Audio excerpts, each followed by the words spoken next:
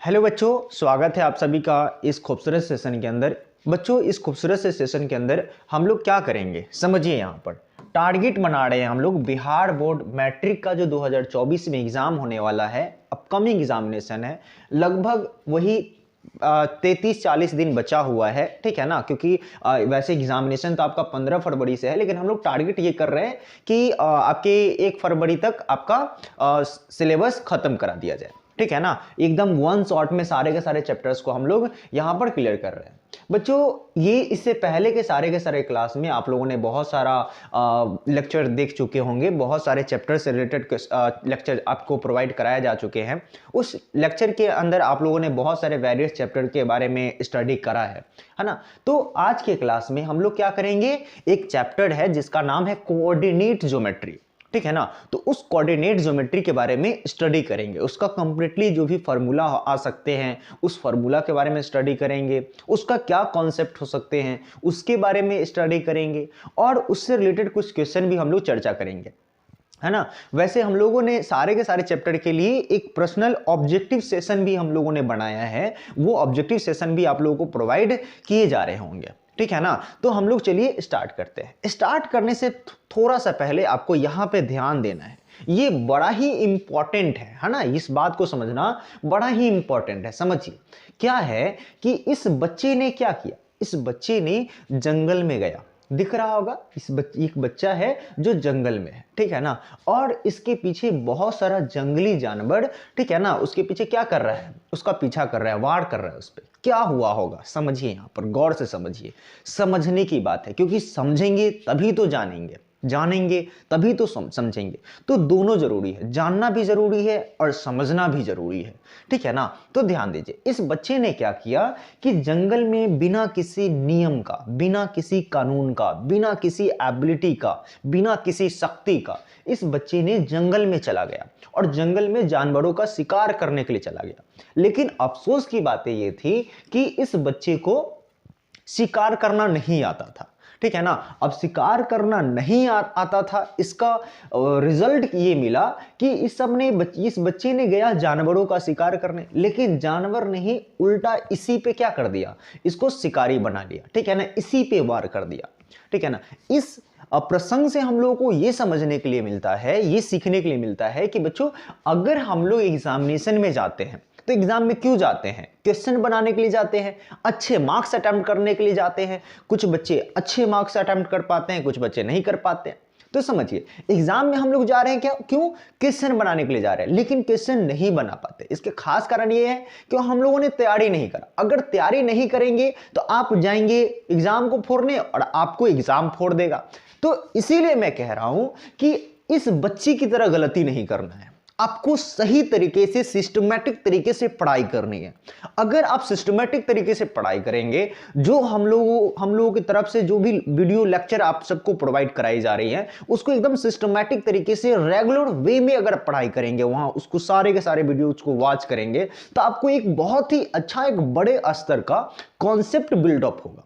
और वो कॉन्सेप्ट जो बिल्डअप होने वाला है वो आपके अपकमिंग एग्जामिनेशन के लिए बहुत ही ज्यादा इंपॉर्टेंट होने वाला है। तो हम लोग क्या करते हैं, बहुत ही अच्छे तरीके से अपने कॉन्सेप्ट को बिल्डअप करते हैं, ठीक है ना। तो आपको क्या करना है ना, आपको इसमें एकदम वीडियो के साथ बने रहना है, जितने भी वीडियो लेक्चर प्रोवाइड कराया जा रहे हैं उसके साथ बने रहना है, ठीक है ना। एक और आपके सामने एक छोटा सा प्रसंग परोसा गया है, ठीक है ना। देखिए आपके सामने क्या रखा गया है। एक बच्चा है, एक नन्हा सा बच्चा है, प्यारा सा बच्चा है। ये क्या किया, देखिए रात के सितारों के नीचे ये क्या कर रहा है, बुक लेकर, है ना, किताब खोलकर पढ़ाई कर रहा है। अब भाई साहब देखिए, ये बच्चा देखिए कितना ये हिम्मत वाला बच्चा है, कितना ये शक्तिशाली बच्चा है, और अपने फ्यूचर में ये कितना बड़ा इंसान बनेगा अगर ऐसा है तो। देखिए क्या किया, इस बच्चे ने रात के अंधेरे में, रात के सितारों के नीचे, आसमान के नीचे किताब खोल के पढ़ाई कर रहा है। अगर अब ऐसे ही ये पढ़ता रहा तो एक दिन ऐसा आएगा कि ये बच्चा इस सितारों की तरह पूरे दुनिया में चमकेगा और ये पूरा दुनिया इसके रोशनी से रोशन होगा। तो दैट इज मोस्ट इंपॉर्टेंट। आपको इसी तरीके से पढ़ाई करना है, सही तरीके से पढ़ाई करना है। अगर आप सही तरीके से पढ़ाई करेंगे तो आपके लिए और आपके फ्यूचर के लिए बहुत ही बड़ा एडवांटेज मिलेगा, ठीक है ना। तो चलिए अब हम लोग स्टार्ट करते हैं सुपर 33 डेज वाले क्लास को। इस क्लास के अंदर हम लोग कोऑर्डिनेट ज्योमेट्री मतलब निर्देशांक ज्यामिति के कुछ इंपॉर्टेंट कॉन्सेप्ट्स और कुछ इंपॉर्टेंट फार्मूला के बारे में डिस्कशन करेंगे। ये वीडियो एकदम वन शॉट में होने वाला है, एक शॉट में ही जितना भी देर का वीडियो होगा, 30 मिनट हो सकता है, 40 मिनट हो सकता है, उतना ही वन शॉट में ही ये कंप्लीट चैप्टर मैं आपको क्लियर कराने वाला हूं। तो आपको वीडियो के साथ बने रहना है और अंत तक सारे के सारे बात को समझना है। चलिए ठीक है, हम लोग स्टार्ट करते हैं। कॉन्सेप्ट समझिए, देखिए क्या है। सबसे पहला चैप्टर का नाम यहां पर लिखा गया है, चैप्टर का नाम है निर्देशांक ज्यामिति, ठीक है ना, निर्देश करना, ठीक है ना, निर्देशांक निर्देश करना है ना। इसमें क्या समझना है सबसे पहले समझिए, क्योंकि आपको डायरेक्ट से मैं एग्जामिनेशन को टारगेट करा रहा हूं तो मैं ज्यादा अंदर की बातों को या फिर ज्यादा जो चीजें जरूरत नहीं है मैं उस पर नहीं लेके जाऊंगा, डायरेक्ट से वैसे टॉपिक पे मैं लेके जाऊंगा जो आपके एग्जामिनेशन के लिए बहुत ही ज्यादा क्या है, इंपॉर्टेंट है। तो हम लोग क्या करते हैं कि डायरेक्ट से समझते हैं भुज और कोटि के बारे में, भुज और कोटि के बारे में। अब भाई साहब समझिए कि भुज क्या होता है और कोटि क्या होता है। भुज और कोटि को समझने के लिए मुझे कुछ इंस्ट्रूमेंट की जरूरत पड़ेगी, कुछ मैं बना रहा हूं यहां पे, उसको देखिए। आप लोग क्लास 9th पढ़ के आए हैं, क्लास 9th में भी आप लोगों ने कोई यूक्लिड का ज्यामितीय भूमिका नाम का कोई चैप्टर वगैरह पढ़े होंगे, तो वहां पर इस तरीके से कोऑर्डिनेट सिस्टम बनाना जानते होंगे, ठीक है ना। ये वाला जो होता है इसको हम लोग क्या कहते हैं, वाई एक्सिस कहते हैं। ये वाला को हम लोग क्या कहते हैं, एक्स एक्सिस कहते हैं। ये वाला क्या हो गया, एक्स का नेगेटिव हो गया, एक्स डैश होता है। और ये वाला क्या हो गया, वाई डैश, मतलब वाई का नेगेटिव हो गया। ये तो सब लोग जानते हैं, है ना, बड़ा ही इंपॉर्टेंट है, बहुत ही सिंपल था। अब समझिए इसमें कुछ चीजें हैं जो मैं आपको बताना चाहता हूं, ये बहुत ही ज्यादा इंपॉर्टेंट है, ध्यान दीजिए।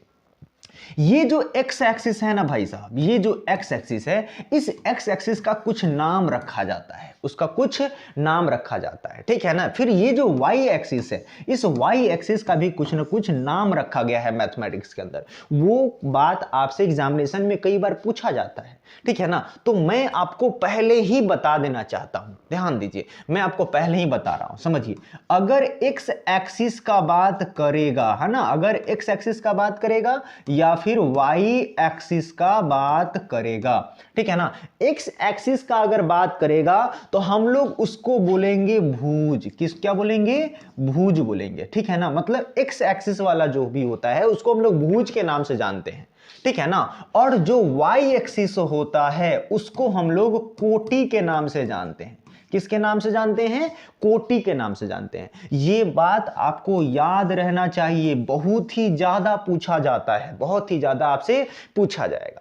चलिए ठीक है, अब हम लोग आगे इस फिगर के अंदर समझते हैं। देखिए क्या है, ये एक्स एक्सिस है, तो एक्स एक्सिस को हम लोग क्या कहेंगे, भुज कहेंगे। ये क्या हो गया भैया, ये भुज हो गया, ठीक है ना। और ये वाई एक्सिस है, तो इस वाई एक्सिस को क्या कहेंगे हम लोग, कोटि कहेंगे। क्या कहेंगे, कोटि कहेंगे। क्लियर है, ठीक है। चलिए अब हम लोग आगे समझते हैं, ठीक है।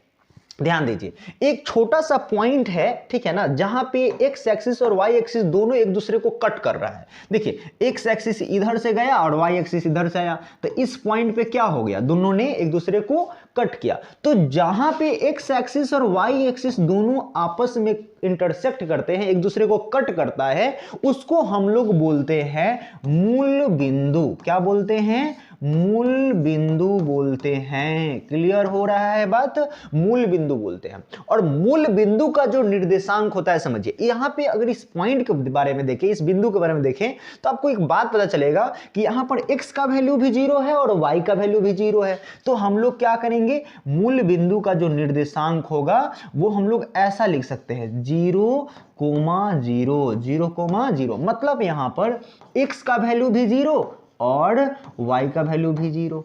क्लियर है कि नहीं है? समझ में आ रहा है ना?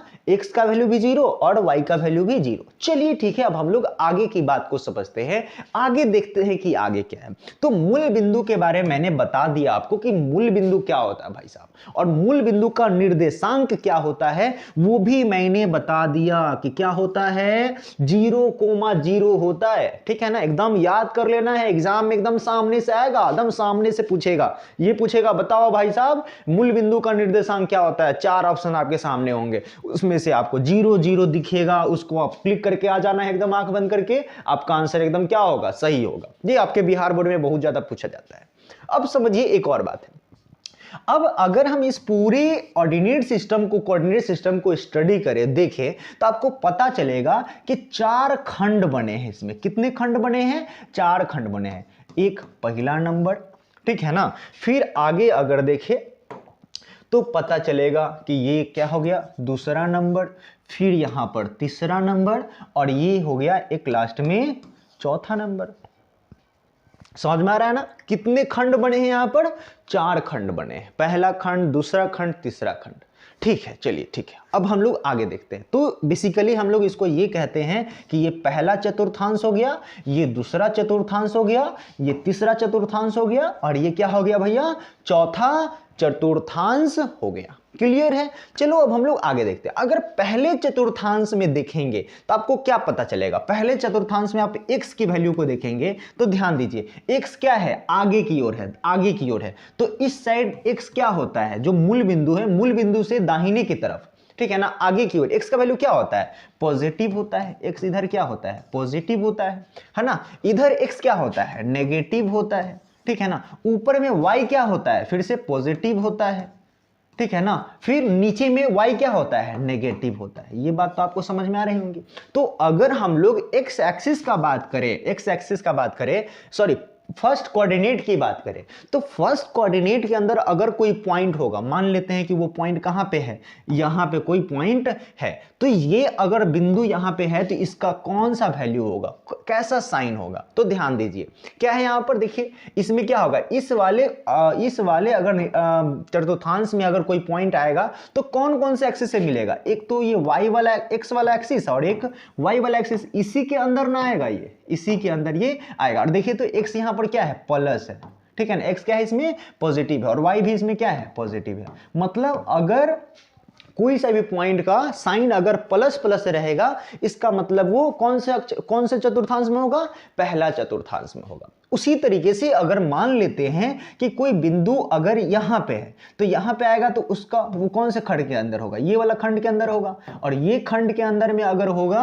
तो यहां पर क्या दिख रहा है, देखिए तो x वाला माइनस और फिर y वाला प्लस। मतलब अगर सेकेंड वाला निर्देशांक में, सेकेंड वाला अगर चतुर्थांश में अगर कोई पॉइंट एग्जिस्ट करेगा तो उसका जो साइन होगा क्या होगा, माइनस और प्लस होगा। सेम उसी तरीके से अगर हम यहां पे बात करें, मान लेते हैं कि तीसरा वाला चतुर्थांश में अगर कोई पॉइंट एग्जिस्ट कर रहा है तो क्या लिखेंगे, ध्यान दीजिए, तो तीसरा वाला यही होगा ना, तीसरा वाला ये होगा, ठीक है ना। और ये होगा तो यहां पर देखिए x इसमें क्या है, माइनस है, और y भी क्या है, माइनस है। मतलब तीसरा वाला चतुर्थांश में x का वैल्यू भी नेगेटिव और y का वैल्यू भी नेगेटिव। वैसे ही अगर चौथे वाले चतुर्थांश की बात करेंगे तो चौथा वाला चतुर्थांश तो ये हो गया, ठीक है ना। यहां पे अगर कोई पॉइंट एग्जिस्ट करेगा तो यहां पर क्या होगा, ध्यान दीजिए, x वाला भी प्लस और y वाला भी प्लस। That's it. क्लियर और नॉट? क्लियर है, समझ में आ रहा है ना। चलिए अब हम लोग आगे की बात को समझते हैं। तो आशा करते हैं कि आपको भुज और कोटि बहुत अच्छे से समझ में आ गया होगा, और ये जो मैंने कोऑर्डिनेट सिस्टम आपको समझाया ये आपको बहुत अच्छे से समझ में आ गया होगा। जैसे यहां पर एक रिलेटेड क्वेश्चन आता है, ठीक है ना। क्वेश्चन क्या आता है मैं आपको समझा रहा हूं और आपको मैं बता रहा हूं, ठीक है ना। आप कमेंट करके इसका आंसर जरूर बताइएगा। वैसे मैं आपको यहां पर समझा रहा हूं, समझिए क्या है, ध्यान दीजिए, गौर से देखिए। सपोज मान लीजिए कि कोई सा भी बिंदु है जिसका वैल्यू 2 है और फिर कोमा -3 है, 2 है और कोमा -3 है। आपसे ये पूछा जाएगा कि ये बिंदु कौन से चतुर्थांश के अंदर आएगा, कौन से चतुर्थांश के अंदर आएगा। तो भाई साहब देखिए, पहला वाला जो होता है वो क्या होता है, 100 होता है। दूसरा वाला जो होता है वो क्या होता है, y होता है। ध्यान दीजिए, x यहां पर क्या है, प्लस में है, क्योंकि इसके आगे कुछ नहीं है तो प्लस है, और y यहां पर कौन सी में है, यहां पे यहाँ पे कौन सी में है, माइनस में है, तो प्लस माइनस किसका वैल्यू होता है, ध्यान दीजिए, तो प्लस माइनस कौन से चतुर्थांश का वैल्यू होता है, प्लस और माइनस, प्लस और माइनस आपका जो वैल्यू होता है वो किसका होता है, ध्यान दीजिए, चौथा वाला चतुर्थांश का होता है। यहाँ पर प्लस हो गया और ये वाला वाई एक्सिस जो होता है वो माइनस होता है, ठीक है ना, प्लस माइनस मतलब ये फोर्थ कोऑर्डिनेट में ये वाला होगा, ठीक है ना, चौथा वाला कोऑर्डिनेट में ये वाला वैल्यू एग्जिस्ट करेगा। क्लियर है। चलिए अब हम लोग आगे समझते हैं। उसी तरीके से एक और क्वेश्चन आपसे दिया जा सकता है, जैसे सपोज मान लीजिए कि 2 है और कोमा 4 है, ये आपसे कौन से चतुर्थांश में ये बताइए, तो ध्यान दीजिए दोनों प्लस में है, दोनों कौन सी में है, प्लस में, दोनों प्लस में है मतलब ये कौन सा में आएगा, पहला वाला चतुर्थांश में आ जाएगा। क्लियर है। तो ये था भुज और कोटि और ये कोऑर्डिनेट सिस्टम का चतुर्थांश वाला बात, ठीक है ना। चतुर्थांश से आपका बोर्ड एग्जामिनेशन हर एक साल क्वेश्चन पूछता है, आपको एकदम सही तरीके से सिस्टमैटिक तरीके से इसको समझना पड़ेगा। आपको ये भी याद रखना पड़ेगा एक्स एक्सिस को क्या कहते हैं, भुज कहते हैं, वाई एक्सिस को क्या कहते हैं, कोटि कहते हैं। एकदम क्लियर करके रखना है, समझ में आ रहा है ना। चलिए ठीक है, अब हम लोग आगे बढ़ते हैं। आगे का बात क्या है, आगे जो है ना, आगे हम लोगों को पढ़ना है दूरी सूत्र के बारे में। किसके बारे में पढ़ना है, दूरी सूत्र के बारे में पढ़ना है। अब देखिए भैया दूरी सूत्र क्या होता है, इसके बारे में हम लोग समझ लेते हैं। मान लेते हैं कि सपोज कोई एक पॉइंट है यहां पर ए नाम का, ठीक है ना, और कोई एक दूसरा पॉइंट है यहां पर बी नाम का, ठीक है ना। कोई ए नाम का पॉइंट हो गया और बी नाम का पॉइंट हो गया। इसके बीच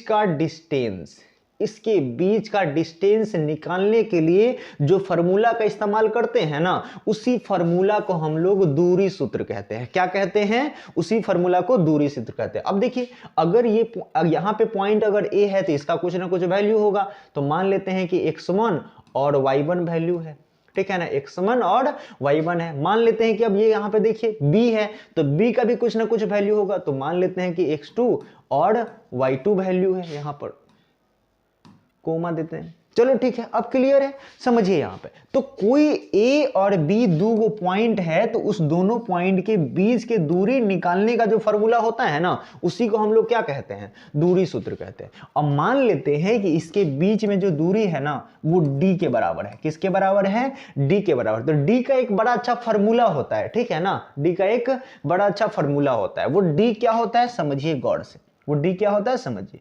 डी बराबर होता है, जो दूरी होता है, वो दूरी जो होता है उसका फॉर्मूला निकलता है under root of x2 minus x1, है ना, x2 माइनस x1 का होल स्क्वायर और फिर प्लस y2 माइनस y1 का होल स्क्वायर। क्लियर है, समझ में आ रहा है। चलो ठीक है, यही होता है दूरी सूत्र। यही होता है क्या, दूरी सूत्र। इसी को कहते हैं दूरी सूत्र। क्लियर है, इसी को कहते हैं हम लोग दूरी सूत्र। अब आपसे क्वेश्चन पूछा जा सकता है, मान लीजिए कि दो पॉइंट दिया हुआ है। इस तरीके से मैं क्वेश्चन थोड़ा सा यहाँ पे अरेंज करता हूं।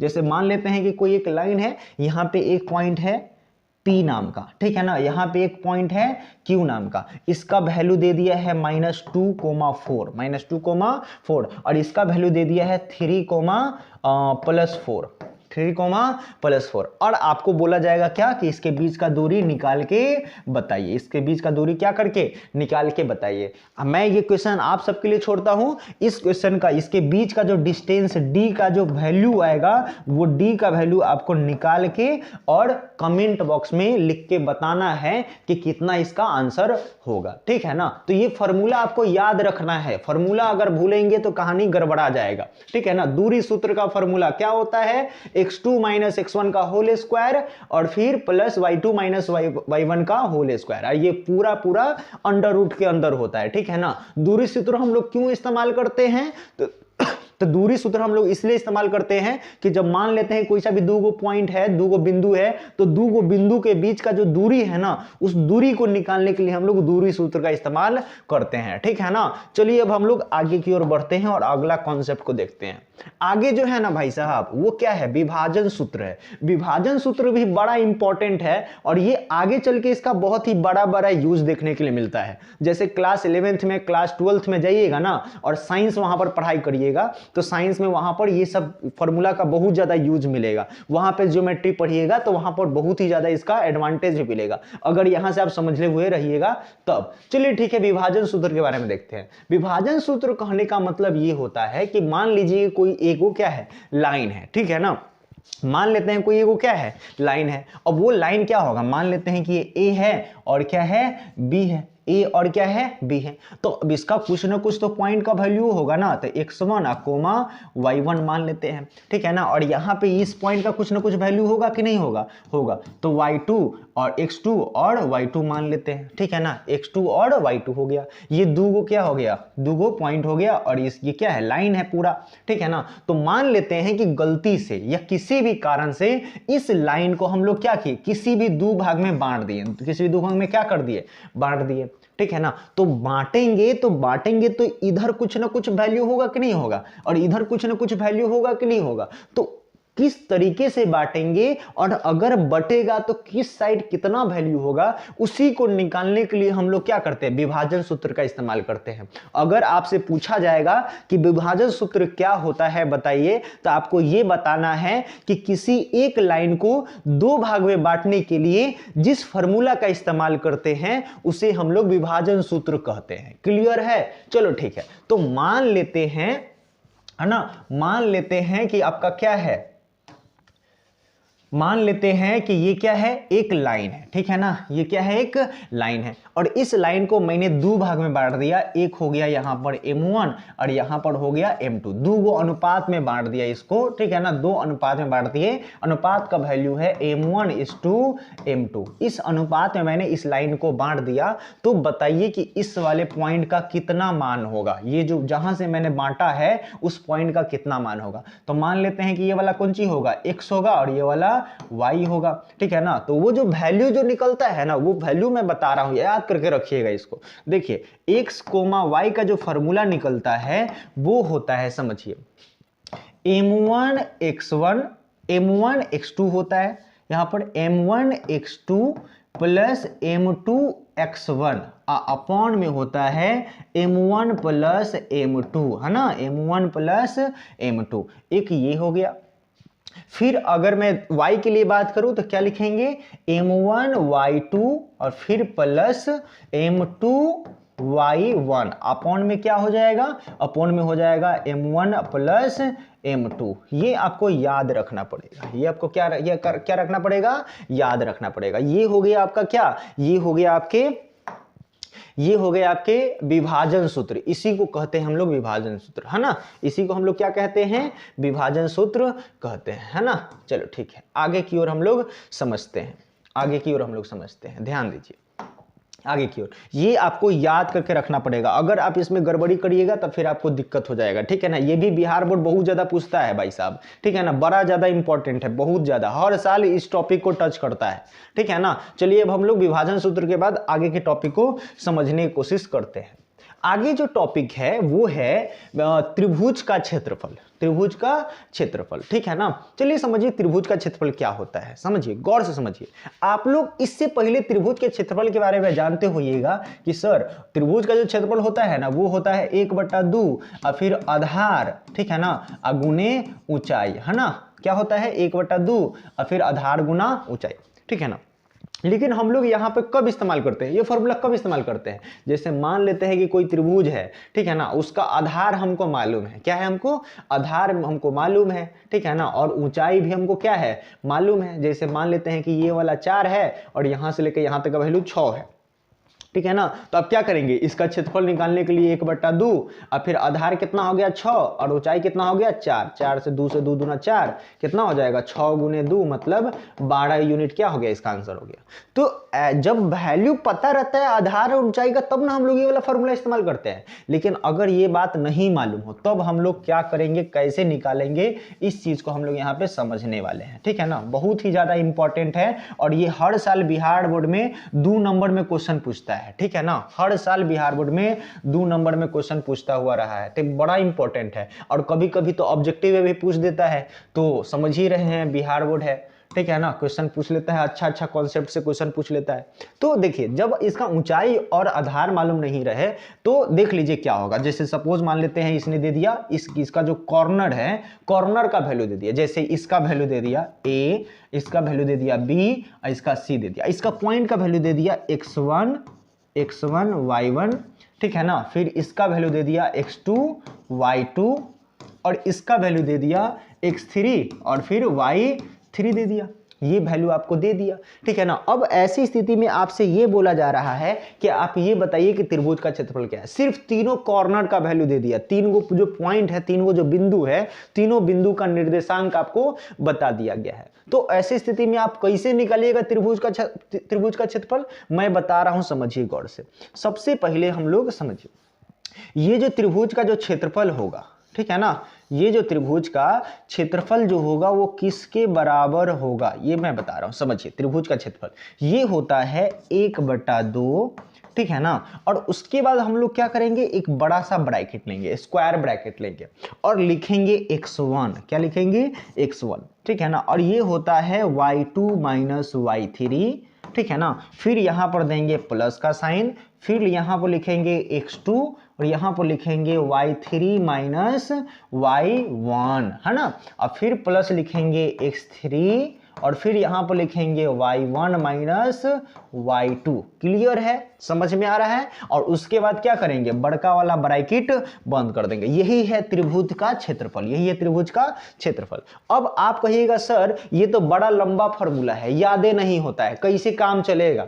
तो चलिए हम आपको फॉर्मूला याद करने का ट्रिक बता देते हैं, एकदम बढ़िया से एक बार में याद कर लीजिएगा, आपका काम हो जाएगा। देखिए त्रिभुज का क्षेत्रफल है तो 1/2 हमेशा होगा, चाहे कौनो त्रिभुज हो 1/2 तो होना ही है, ठीक है ना, 1/2 उसमें आएगा, ठीक है ना। चलिए ठीक है, तो 1/2 तो होगा, आपको याद करके रखना है। फिर देखिए यहां पर क्या है ना कि ध्यान दीजिए, ये ब्रैकेट के बाहर हमेशा क्या रहेगा, x1 x2 और x3 रहेगा, ठीक है ना। क्या रहेगा, x1 x2 और x3 रहेगा। अब अंदर में ब्रैकेट के अंदर में क्या है, y वाला है, पूरा का पूरा क्या है, y वाला टर्म है। तो कैसे इसको किया जा रहा है समझिए, यहां पर x1 हो गया, ठीक है ना, यहां पर क्या हो गया, x1 हो गया। तो 1 के बाद क्या आता है, 2 आता है, 2 के बाद क्या आ रहा है, 3 आ रहा है। तो 1 2 3 हो गया कि नहीं हो गया। तो बस x1 लिख देना है और अंदर में y लिख के और 2 3 लगा देना है, हो गया काम आपको। फिर अगला बार कौन सी है, x2 है, तो यहां पर 2 हो गया, अंदर में y लिखना है। देखिए 2 के बाद क्या आता है, 3 आता है, तो 3 लिख देना है। फिर 3 के बाद क्या आएगा, देखिए 1 है,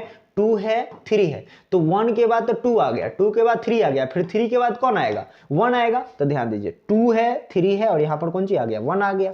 क्लियर है, चलिए ठीक है। अब फिर से हम लोग यहां पर कौन सी लिखेंगे, x3 लिखेंगे और x3 के बाद देखिए 3 है, तो 3 के बाद कौन सी आता है, 3 के बाद फिर कौन सी आ जाएगा, 1 आ जाएगा। तो यहां पर y1 लिखा हुआ है, ठीक है ना। फिर 1 के बाद कौन सी आता है, 2 आता है, तो यहां पर 2 लिखा हुआ है। यही तो है, बड़ा ही इजी है, बस थोड़ा सा समझ लेना है, दिमाग को इस्तेमाल कर लेना है और फॉर्मूला को क्या कर लेना है, इजाद कर लेना है। यही बड़ा ही इंपॉर्टेंट फार्मूला है, ठीक है ना। इससे आपका बिहार बोर्ड जो है ना कभी कभी 5-5 नंबर में भी क्वेश्चन पूछ लेता है। पहले ज्यादा पूछता था 5 नंबर में, लेकिन अब 2 नंबर में ज्यादातर पूछता है, ठीक है ना। चलिए ठीक है, अब इसके ये जो त्रिभुज का जो फार्मूला हम लोगों ने निकाला है 1/2 वाला formula, 1/2 into x1 into y2 minus y3, फिर plus x2 into y3 minus y1, फिर plus x3 into y1 minus y2। बड़ा इंपॉर्टेंट फार्मूला है, ठीक है ना। तो अब हम लोग आगे बढ़ते हैं और इसका कुछ एप्लीकेशन के बारे में चर्चा करते हैं। तो भैया इसका एप्लीकेशन क्या होता है, चलिए मैं बता रहा हूं, ध्यान दीजिए। मान लेते हैं, जैसे देखिए यहां पर ये जो त्रिभुज बना है वो कैसे बना है, समझिए। ये जो यहां पर त्रिभुज बना है वो कैसे बना है, ये त्रिभुज बना कैसे, यहां पर एक त्रिभुज है, यहां पर ये त्रिभुज बना, वो कैसे बना, तो ये 3 गो पॉइंट है था, 3 गो क्या था, बिंदु था। तीनों बिंदु को जब आपस में मिलाया गया है तो क्या बना है, त्रिभुज बना है। क्या बना है, त्रिभुज बना है। तो मान लीजिए कि यहां पर तीनों बिंदु क्या था, अलग अलग था, तो तीनों बिंदु को मिला दिए। अब कभी कभी तो ऐसा भी तो हो सकता है कि तीनों बिंदु एक के लाइन में है, एक के लाइन में है, तो ऐसी स्थिति में तीनों बिंदु को मिलाएंगे तो त्रिभुज बनेगा क्या, नहीं बनेगा। और त्रिभुज जब नहीं बनेगा तो क्या त्रिभुज का क्षेत्रफल निकलेगा? त्रिभुज का क्षेत्रफल किसके बराबर हो जाएगा?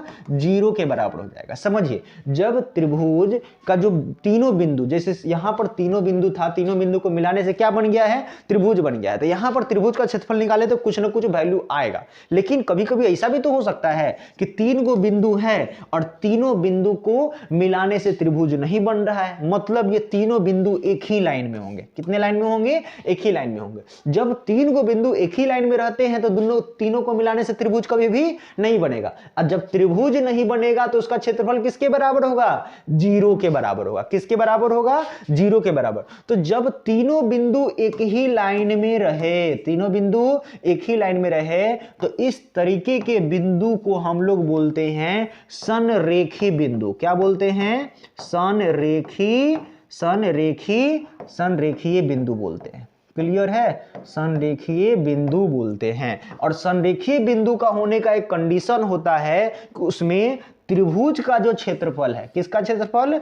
त्रिभुज का जो क्षेत्रफल है वो 0 के बराबर होगा। क्या होगा? 0 के बराबर होगा। तो अगर त्रिभुज का क्षेत्रफल 0 आ जाए मतलब बिंदु कैसा होगा? संरेखी होगा। ठीक है ना? और अगर संरेखी है मतलब त्रिभुज का वैल्यू कौन सी आएगा? त्रिभुज का क्षेत्रफल का वैल्यू क्या आएगा? 0 आएगा। एक छोटा सा क्वेश्चन मैं आप सबके लिए छोड़ के जाता हूं, ठीक है ना? जैसे मान लेते हैं कि छोटा सा क्वेश्चन मैं आपके सामने लिख दे रहा हूं। जैसे मान लीजिए कि कोई पॉइंट है ए नाम का, ठीक है ना, और उसका वैल्यू दिया हुआ है 2,3, ठीक है ना। फिर एक दूसरा पॉइंट है जो है बी नाम का, उसका वैल्यू दिया हुआ है 3,2, ठीक है ना। और एक सी नाम का वैल्यू दिया हुआ है जिसका वैल्यू है 1,0, 1, क्या है? 0 है। ये 3 गो पॉइंट है। तीनों पॉइंट को मिलाने से, समझिए, ये तीनों पॉइंट को मिलाने से हो सकता है कि त्रिभुज बनेगा भी, या हो सकता है कि त्रिभुज बनेगा नहीं भी बनेगा। तो आपको चेक करके बताना है कि ये बिंदु संरेखी है कि नहीं है। ये बिंदु संरेखी है या नहीं, आपको चेक करके और कमेंट में बताना है। ठीक है ना? आपको चेक करके कमेंट में बताना है। तो एक तो ये क्वेश्चन हो गया आपके असाइनमेंट के लिए, आपका होमवर्क हो गया। और एक और दूसरा क्वेश्चन आप सबके लिए छोड़ के जा रहे हैं। देखिए, क्वेश्चन ये है, यहां पर समझिए, एक यहां पर कोई त्रिभुज है, ठीक है ना। यहां पर क्या है? कोई एक त्रिभुज है। इस त्रिभुज में जैसे P है, ये वाला Q है और ये वाला R है। इसका वैल्यू दिया हुआ है 0,0, इसका वैल्यू दिया हुआ है 1,0 और इसका वैल्यू दिया हुआ है 5 और 6। आपको बताना है कि ये त्रिभुज का क्षेत्रफल कितना होगा। ठीक है ना? त्रिभुज का क्षेत्रफल कितना होगा, त्रिभुज का क्षेत्रफल निकाल के कमेंट करके बताना है। तो 2 क्वेश्चन आपके सामने हो गया। दोनों क्वेश्चन को आपको बना के क्या करना है? कमेंट करके बताना है। ठीक है ना? आशा करते हैं कि आज का ये जो वीडियो है वो आपके लिए बहुत ही ज्यादा हेल्पफुल रहा होगा, बहुत ही ज्यादा मददगार साबित हुआ होगा। ठीक है ना? तो ऐसी तरीके से आपको एकदम वीडियो के साथ बने रहना है अंत तक, और एकदम मन लगा के पढ़ाई करना है, एकदम तोड़ देना है। एग्जामिनेशन में जाना है ना तो एकदम फाड़ के लिखना है, एकदम ऐसा लिखना है कि 100 में 100 आ जाए। ठीक है ना?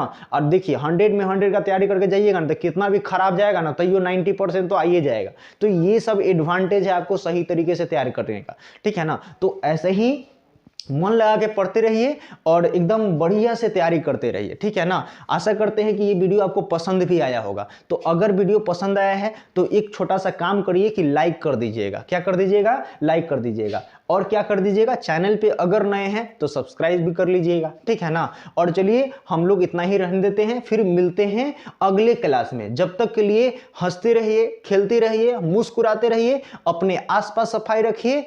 जय हिंद।